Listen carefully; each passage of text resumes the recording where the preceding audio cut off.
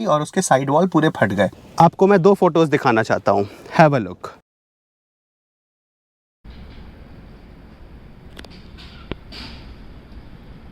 Hello guys and welcome to the channel. मेरा नाम प्रकाश है and I hope everyone is doing good. जब भी हम कोई कार का मॉडल ख़रीदते हैं तो हमें इस तरीके से एलॉय व्हील्स मिलते हैं।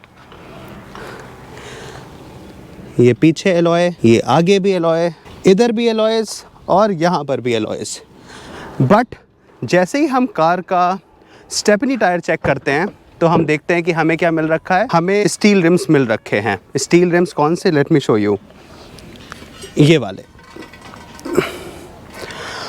So guys, recently government of India ने कुछ स्पेयर टायर के रूल्स में चेंजेस लाए और उसके हिसाब से जो स्पेयर टायर है वो देना कंपलसरी नहीं है अगर ये 3 चीज़ों को कंपनी फॉलो कर रही है। पहली ये है कि कार का जो टायर है वो ट्यूबलेस होना चाहिए। दूसरी बात ये है कि कार में TPMS, tyre pressure monitoring system होनी चाहिए। और तीसरी बात ये भी है कि आपकी कार में उनको एक पंचर रिपेयर किट देना पड़ेगा।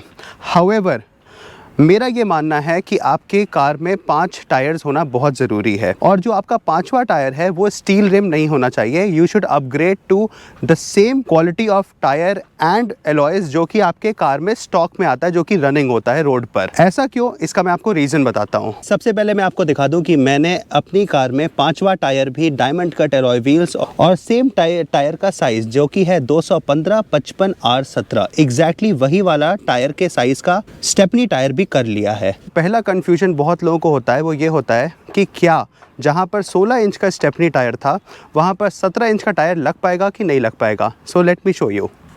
देखिए, मेरी डिग्गी में इस समय 17 इंच का टायर रखा हुआ है और मेरी डिग्गी में कोई प्रॉब्लम नहीं आई है। Everything is perfectly all right. जब कंपनीज़ ने डिसाइड किया कि वो हमें जो स्टेपनी टायर है वो छोटा देंगे तो उन्होंने उसके पीछे कुछ रीज़न्स दिए और हमने उन बातों को सुनकर बस मान लिया। पहला रीज़न उन्होंने ये दिया कि जो स्टेपनी टायर होता है उसको स्टेपनी की तरह यूज़ करना चाहिए और आपके जो 4 टायर्स हैं उन्हीं को प्रॉपर्ली यूज़ करना चाहिए।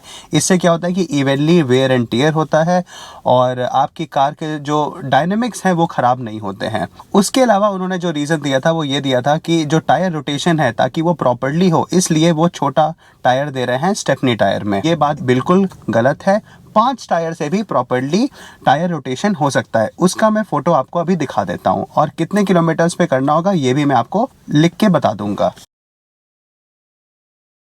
अभी आपको पता है कि रूल्स में ये आ चुका है कि स्टेपनी टायर देना कंपलसरी नहीं है। However, companies are still giving, but मेरा ये मानना है कि ये एक ऐसा अपग्रेड है जो आपको करना ही चाहिए नो मैटर व्हाट।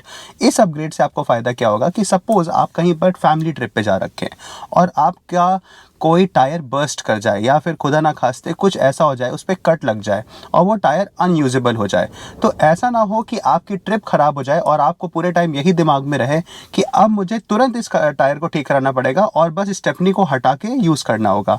तो मेरा ये मानना है कि आपकी इंजॉयमेंट में इशू आएगा और प्लस जब आप छोटा टायर लगाते हैं तो ओवरऑल जो डायनेमिक्स है कार का वो बहुत ज़्यादा बिगड़ जाता है। कंपनीज़ का ये भी क्लेम करना है कि जो स्पेयर टायर होता है वो लाइटर होता है मैनेज करने में। तो मैं एक बात आपसे ये भी पूछना चाहूँगा कि अगर वो लाइटर होता है तो जब हम अपना मेन टायर को निकालेंगे और उसको अंदर रखेंगे तो हमें मेहनत तो करनी पड़ेगी। ऐसा तो है नहीं कि उसमें मेहनत नहीं पड़ेगी।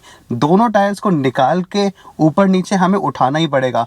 तो ऐसा करने से एज अ कस्टमर हमें थोड़ा नुकसान होता है और एज अ कंपनी उनको काफ़ी प्रॉफिट होता है। अब चलिए, वो तो कंपनी के रूल्स हैं और कंपनी की पॉलिसी है, वो देना चाहती है कि नहीं देना चाहती है। क्योंकि आपको पता होगा कि फोर्ड इको स्पोर्ट्स में 5वां टायर भी एलॉय व्हील में ही आता था और आई रिमेंबर कि मैंने XUV 500 देखी थी जो कि 2012 मॉडल थी, उसमें भी जो 5वां टायर था वो एलॉय व्हील ही था।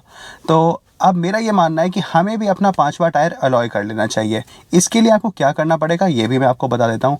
आप किसी अपने नियरेस्ट टायर वाले से बात कर लीजिएगा, उससे बोलिएगा कि मेरे पास एक अनयूज़ टायर है, आप कितने में ले लोगे।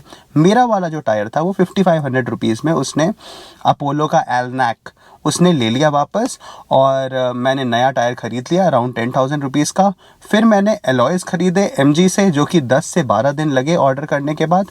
मैंने उसको लाया, उसको फिट कराया और अपना स्टील रिम भी सेल कर दिया 1500 रुपये में और साथ में अपना टायर भी सेल कर दिया। तो तकरीबन मैंने 7,000 रुपये वापस ले लिए और जो मेरा टोटल खर्चा था दैट वाज 7,500 प्लस 10,000, तो तकरीबन हो गया 17,500। आप उसको 18,000 मान के चलिएगा।